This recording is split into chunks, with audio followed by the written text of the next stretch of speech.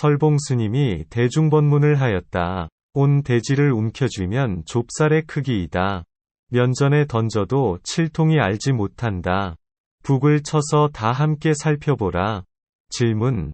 어째서 화두를 말하는 옛 사람들은 한결같이 쉽게 풀어서 말해주시지 않고 어렵게 말해서 배우는 사람들의 뇌를 어지럽게 하는 것일까요? 답변. 화두를 풀어서 말해준다면 그게 누구에게 이득이 될까요? 설령 그 뜻을 논리적으로 이해하고 이치적으로 수긍한다고 해도 아무런 변화가 일어나지 않을 것입니다. 설령 알고 이해하는 것이 쌓여서 도서관을 이룬다고 해도 그것이 어찌 저 사자의 젖 한 방울과 같겠습니까? 저 옛 사람이 화두를 말하는 것은 마치 그 집안 사람이라면 당연히 알아듣겠지만 방금 막 도착한 손님이 들으면 몹시도 의아스러운 것과 같다고 하겠습니다. 화두를 살핀다는 것은 곧 저자거리에서 무게를 속이는 것을 바로잡는 표준 저울과도 같다고 하겠습니다. 그러므로 만약 자세히 살피고 극진하게 살피지 않으면 백전백패를 면하기 어려운 것입니다. 진실하게 아는지 거짓으로 아는지를 가려내기 위해서는 화두만한 것이 없는 것입니다. 본론으로 들어가 보겠습니다. 설봉선사께서 대중번문을 하였습니다. 온 대지를 움켜쥐면 좁쌀의 크기이다. 이 한 구절은 저 소승 중승 대승이 다 함께 모여 의논하더라도 감당하기가 쉽지 않다고 하겠습니다. 그러나 만약 참으로 선의 안목을 갖춘 자라면 어찌 여기에 한치의 의심이 있겠습니까? 그는 곧장 알아들을 것입니다. 그러나 이것을 처음 참고하는 선객을 위해 잠시 글자를 가볍게 풀어보겠습니다. 도대체 무엇을 온 대지라고 할까요? 그저 저마다 주관적으로 생각하는 대지는 잠시 잊어야 합니다. 중요한 것은 오직 저 옛 사람이 생각하는 대지가 무엇인지에 초점을 맞추어야 합니다. 운문선사는 말했습니다. 약과 병이 서로를 다스린다. 온 대지가 약이라면 무엇이 자기이겠는가? 온 대지가 병을 고치는 약에 해당한다고 가정해보면 무엇이 약과 병을 떠난 참된 자기 자신이겠느냐는 것입니다. 이것은 곧 옥석을 가려낼 수 있는 안목을 묻고 있는 것입니다. 설봉선사는 항상 번문하였습니다. 온 대지가 사문의 외짝눈인데 그대들은 어디에서 똥오줌을 누려는가? 여기에서 외짝눈이란 곧 일처간을 가리킵니다. 일처간이란 정수리에 갖춘 바른 윤을 가리킵니다. 만법을 바르게 보는 눈을 말합니다. 바르게 본다는 것은 진실과 거짓을 잘 가려내는 좋은 눈을 말합니다. 하인을 주인으로 잘못 알지 않고 주인을 주인으로 알고 하인을 하인으로 보는 눈을 얻었다는 것입니다. 화두 참고를 하는 것은 바로 이 일처간을 제대로 얻기 위해서라는 것을 알아야 합니다. 그런데 지금 설봉선사는 온 대지가 바로 사문의 일처간이다라고 말하고 있습니다. 여기에서 사문이라고 한 것은 곧 설봉선사 자신을 가리키는 말입니다. 사문의 원래 뜻은 출가 수행자를 가리킵니다. 고대 인도에서는 바라문교 이외의 가르침을 따르는 수행자를 사문이라고 불렀습니다. 이는 곧 당시에 제가에서 가정을 꾸미며 수행하지 않고 부처의 공동체에 들어가는 것을 말합니다. 따라서 사문이란 곧 불교 수행자를 부르는 말인 것입니다. 무엇이 온 대지가 사문의 일처간일까요? 온 대지가 곧 일처간이고 일처간이 곧 온 대지일까요? 그렇게 알아서야 어떻게 옛 사람을 알 수 있겠습니까? 만약 온 대지가 사문의 일처간이라는 말의 뜻을 안다면 틀림없이 온 대지를 움켜쥐면 좁쌀의 크기라고 한 뜻도 곧장 알 것입니다. 이것은 마치 아는 눈으로 보면 손바닥을 뒤집는 것처럼 쉽지만 모르는 눈으로 보면 천견만겹 구름 속에서 길을 잃게 되는 것과 같겠습니다. 예컨대 종이로 싼 불, 종이로 싼 바람을 나에게 가져다 달라고 하면 그게 무슨 물건인지 알 길이 없어 참으로 황망하고 눈앞이 깜깜할 일처럼 보이지만 막상 알고 보면 저절로 파한 미소를 하지 않을 수 없는 것과 같겠습니다. 혹 어떤 이는 저 좁쌀 속에 진리가 들어있지만 그것을 찾아도 끝내 찾지 못한다. 왜냐하면 거기에는 모양이 없기 때문이다 라고 하는데, 이치로서는 그럴듯한 말이지만 그것이 지금 설봉선사가 말한 뜻과 무슨 상관이 있을까요? 또한 어떤 이는 말하기를 마음이 곧 만법의 주인으로 온 대지를 말고 펴는 것을 자유자재로 한다라고 하는데, 이 역시 이 화두와는 상관이 없다고 하겠습니다. 이어서 설봉선사는 말합니다. 면전에 던져도 칠통이 알지 못한다. 북을 쳐서 다 함께 살펴보라. 면전이라면 곧 칠통의 면전이라고 하겠습니다.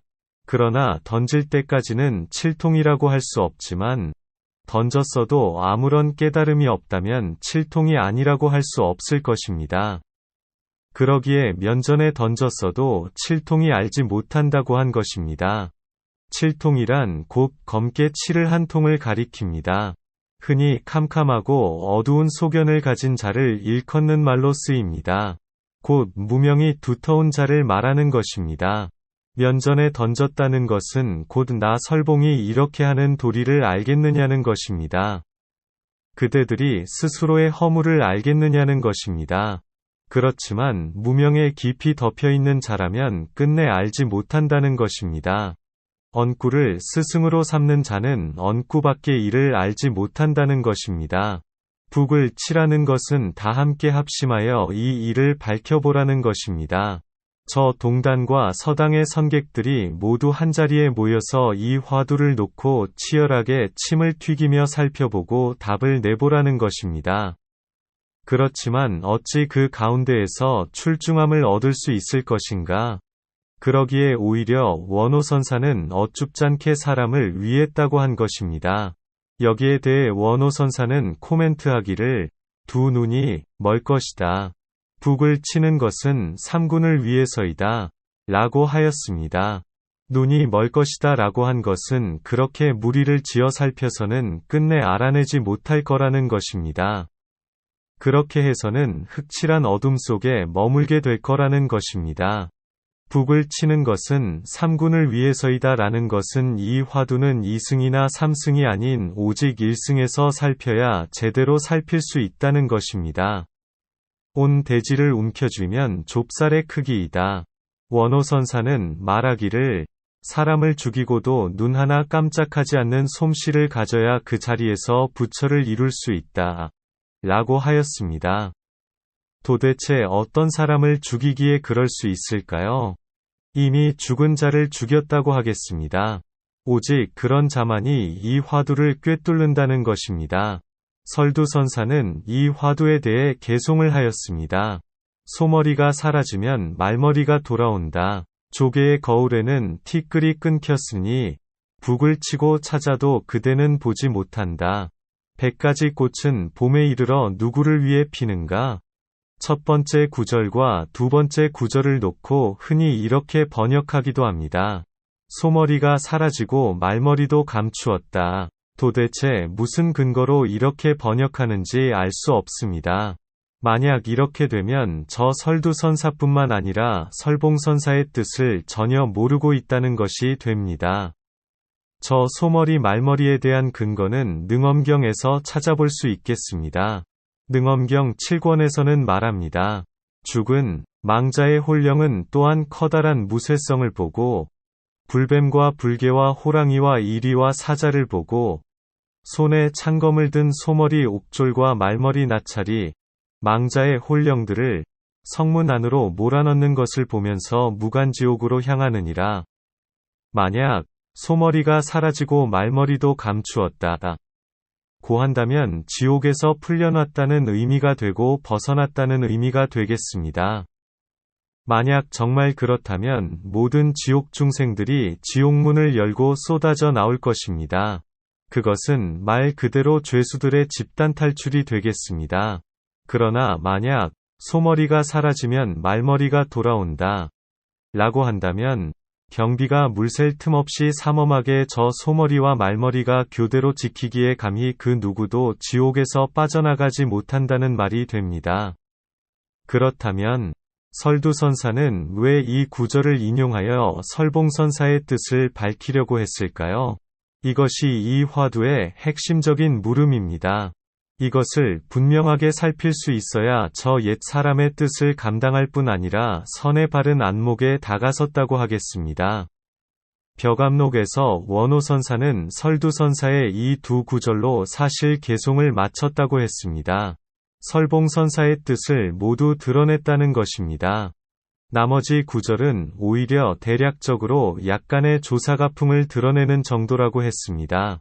설두선사가 소머리가 사라지면 말머리가 돌아온다 라고 한 것은 설봉선사가 온 대지를 움켜쥐면 좁쌀의 크기이다 라고 한 것과 정확히 같은 의미가 되겠습니다. 어째서 같을까요? 그러기에 무리를 벗어난 본생납자의 안목은 천하의 혀끝을 앉아서 끊는다고 하는 것입니다. 아직 이런 안목을 알아보지 못하고 성취하지 못했다면 무슨 본래 면목, 참자, 불성, 무심, 불린문자, 언어도단을 거론할 자격이 있을 것인가?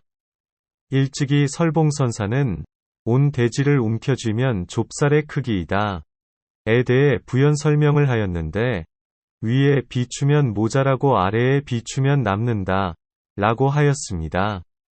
이렇게 말한 뜻이 무엇일까요? 옛 사람은 말하기를 의로 향하는 하나의 길은 일천 성인도 전하지 못한다 라고 하였습니다.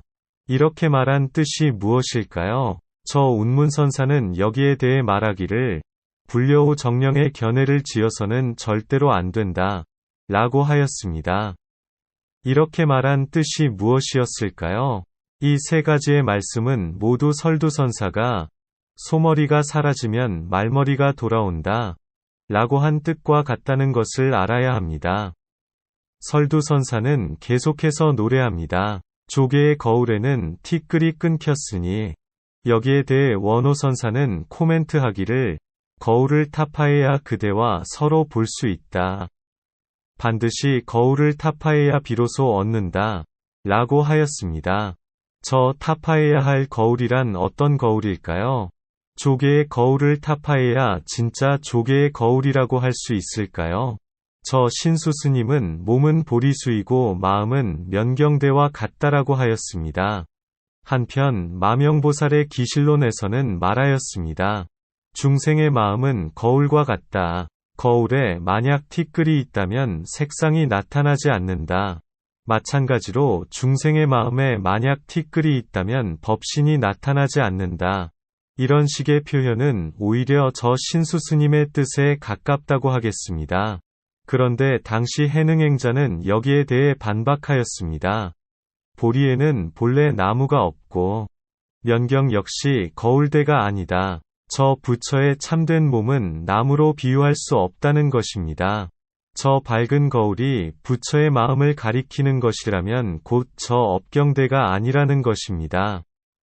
이 일은 오직 저 중생의 거울을 부수고 나서야 비로소 드러나는 일이라는 것입니다. 설두선사는 계속해서 노래합니다. 북을 치고 찾아도 그대는 보지 못한다.